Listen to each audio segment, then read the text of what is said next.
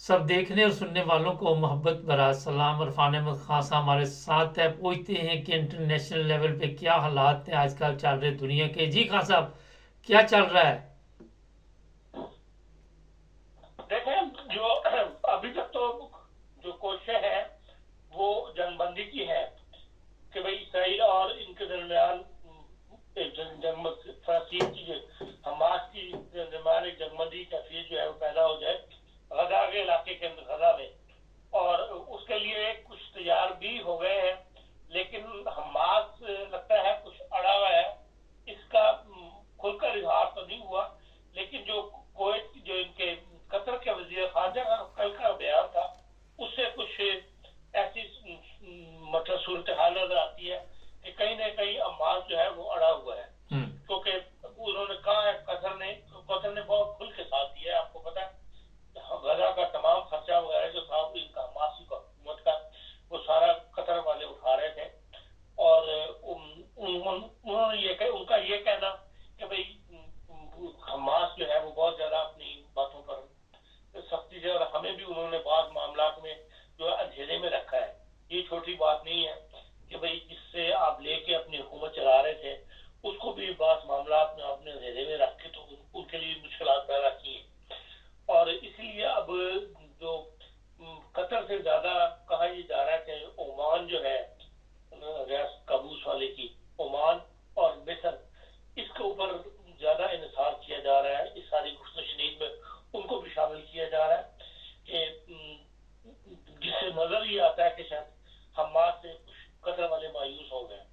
تو اب ان دونوں کو بھی ساتھ ملا کر تو پریشر کر رہے ہیں حماس کے اوپر کہ وہ معاہدہ کر لے. اب تک جو صورتحال سامنے نظر آئی ہے وہ یہی ہے کہ بھئی 40 دن کی چاہتے ہیں وہ مکمل جنگ بندی ہو جائے، اور اس 40 دن کے دوران جو ہے وہ حماس کو اس کو غزہ کو دوبارہ تعمیر کرنے کے لیے دوبارہ معمول کی لائف پر لانے کے لیے جو ہے وہ سعودی عرب جو ہے پیسہ دینے کے لیے تیار ہے.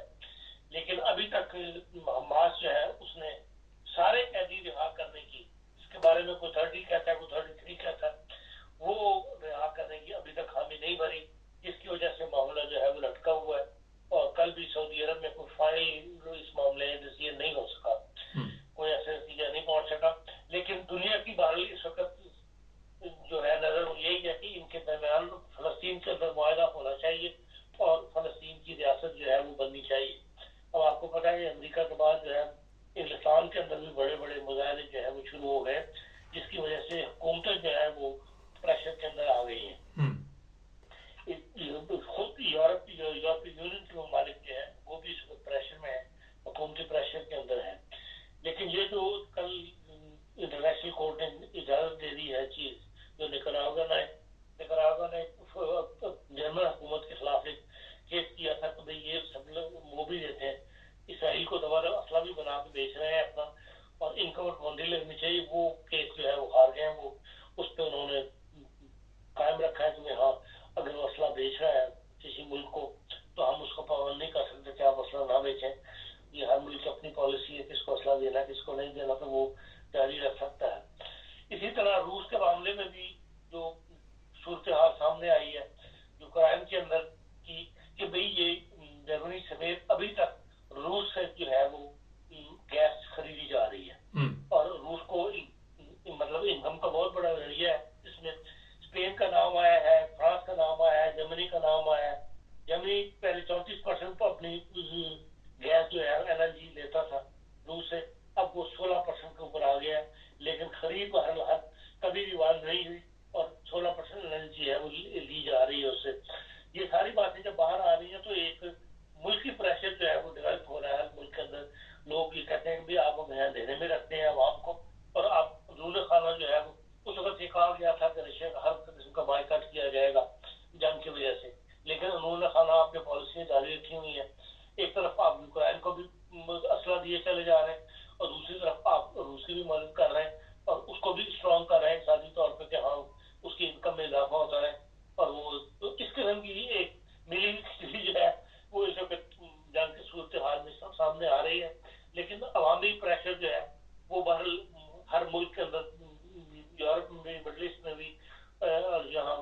میں بھی جو ہے وہ زیادہ پہلے سے زیادہ ڈیولپ ہو رہا ہے. اس لیے بظاہر جنگ کے حالات جو ہیں وہ کچھ اس وقت جسے کہتے ہیں مٹھے پڑے ہوئے ہیں. جی ہاں صاحب، امریکہ یونیورسٹیوں میں بھی اس طرح کی آواز اٹھی ہے، گرفتاریاں بھی ہوئی ہیں، کولمبیا میں بھی اور بھی ممالک میں آوازیں اٹھ رہی ہیں. جو بھی آواز اٹھاتا ہے اسے گرفتار کیوں کر لیتے ہیں؟ پرامن آواز اٹھانی بھی جرم ہے. نہیں، آواز نہیں ہے. بات یہ ہے کہ اس کے کوئی نہ کوئی ایسا واقعہ ہوتا ہے، کوئی نہ کوئی توڑ پھوڑ ایسی ہوتی ہے، یا پولیس پر کہیں نہ کہیں حملہ کیا جاتا ہے جس کے نتیجے میں پھر وہ گرفتاریاں بھی کرتے ہیں. اگر خالی پرامن جلوس ہوں تو پھر یورپی ممالک میں، مغربی دنیا میں اس کے اوپر کوئی ایسا ہاتھ نہیں ڈالا جاتا. تاہم وقت کے کوئی بکھرے ہوئے بوتلیں چلا دیں یا کوئی ایسا اقدام اٹھا دیں جس سے اسٹیٹ کا نقصان ہوتا ہو تو پھر پولیس گرفتاری وغیرہ کرتی ہے. ہاں صاحب، انٹرنیشنل کورٹ نے ابھی تک ان کے وارنٹ جاری نہیں کیے. میڈیا پہ تو خبریں بڑی گرم تھی، آپ نے بھی خبر دی تھی. کیا وجہ ہے، لیٹ کیوں ہو رہا ہے جو اس نہیں، اس کے لیے دیکھیں ایسے ایک دم وارنٹ جاری نہیں ہو جاتے. ابھی کیس بنا دیا ہے. اب کیس بنا کے ظاہر ہے کہ کورٹ میں پیش ہوگا. کورٹ اس پہ فردر جو عائد کرے گی. اس کے بعد ہی گرفتاری کا مطلب ایک اناؤنسمنٹ ہو سکے کہ آج کو گرفتار کیا جا سکتا ہے. ابھی تک تو ایک کیس تیار کیا ہے کہ اس نے کریم خان نے، اور ابھی اس کو اوپر کاروائی مزید جو ہے کاروائی جو کورٹ نے کرنی ہے وہ تو ابھی نہیں ہوئی. ہاں صاحب، ایک چیز بتائیے کہ جس طرح تمام ممالک یوکرائن کی مدد کر رہے تھے، اور یہ بھی خبر ہے کہ ان کا جو اسلحہ تھا وہ روس نے قبضے میں بھاری تعداد میں لے لیا، تو یہ سب مل کر اتنی دیر ہوگی. کیا وجہ کہ ابھی تک روس کا مقابلہ نہیں کر پا رہے؟ دیکھیں، یوکرائن کے اندر سے ایک یہ بھی خبر ہے کہ یوکرائن سے جو لڑنے والے تھے نوجوان، یا جو یوکرائن کی نوجوان نسل ہے وہ وہاں سے بھاگ رہی ہے. وہاں پہ انہوں نے پابندی لگائی تھی کہ بھئی عورتیں جا سکتی ہیں ملک سے باہر، مرد نہیں جا سکتے. لیکن بہت زیادہ مرد جو ہے وہ بھی ملک چھوڑ گئے ہیں. اب جنگ دو سال ہو گئے جنگ کو لڑتے ہوئے. اب ہر ایک کے لیے اتنا لمبا عرصہ جنگ جاری رہنا جو ہے اس کے لیے عام فوجی تو چلے پابند ہوتا ہے کہ اس نے فوج میں بھرتی اس لیے ہوتا ہے. جو عام شہریوں کو روکا ہوا تھا انہوں نے وہاں سے وہ نکل رہے ہیں. اور اس وقت ابھی پیچھے ایک رپورٹ تھی کہ بھئی 55% اس وقت وہاں پہ یوکرائن کے اندر عورتیں ہیں اور مردوں کی آبادی جو ہے کم ہے. اور اس لیے ظاہر ہے کہ لڑنے کے لیے یا اس کے جو جنگ کے اثرات ہوتے ہیں اس سے وہ زیادہ تر مقابلہ تو مردوں نہیں کرنا ہوتا ہے. اس لیے بھی جنگ کے حالات جو ہیں وہ مطلب ایک ولنگلی جنگ تو کوئی نہیں کرتا، لیکن جنگ کے لیے قوم تیار ہوتی ہے. وہ معاملات جو ہیں وہ جذبے جو ہیں یوکرائن میں ٹھنڈے پڑ چکے ہوئے ہیں جو انٹرنیشنل میڈیا بتاتا ہے. ہاں صاحب، آخر پہ یہ بتائیے کہ ایران میں بھی ٹھنڈ پروگرام اس وقت ہو گیا یا کوئی دوبارہ کاروائی ہوگی؟ نہیں، ایران میں پہلے کہہ دیا تھا کہ ہم کاروائی کرنا نہیں چاہتے. ہم نے اپنا ایک بدلہ لینا تھا. یہ آپ کو بتانا تھا کہ ہم اپنی سلامتی قومی سلامتی کے لیے ہر وقت تیار ہیں، اور ہم مطلب کسی کو اس بات کی رات نہیں جیسے وہ جو چاہے ہمارے ساتھ سلوک کر لے. اس کا انہوں نے جواب دینا تھا، وہ انہوں نے دے دیا. اس کے بعد تو ایران نے اعلان کر دیا تھا کہ ہم کیا اس کا مزید کوئی کاروائی نہیں کریں گے ہر وقت ہمارے پر کاروائی ہو. لیکن یہ ہے کہ جو ان کے ہے ان کے نیوکلیر کے اڈے وغیرہ یا ان کے جو اسٹیشن وغیرہ ہیں وہ پوری طرح الرٹ ہے.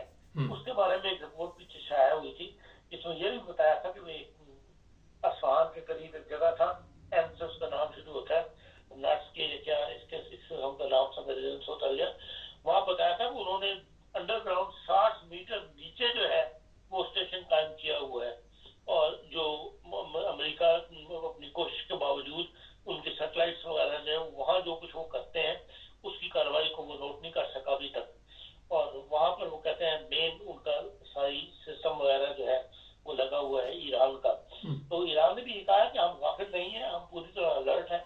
اور باقاعدہ انہوں نے اڈوں کا اعلان کیا تھا کہ جہاں پر ہم ہماری فوجیں یا ہمارے جو سسٹمز ہیں وہ پوری طرح الرٹ ہیں کہ اگر ہم پر حملہ کیا گیا تو ہم اس کا یقیناً جواب دیں گے.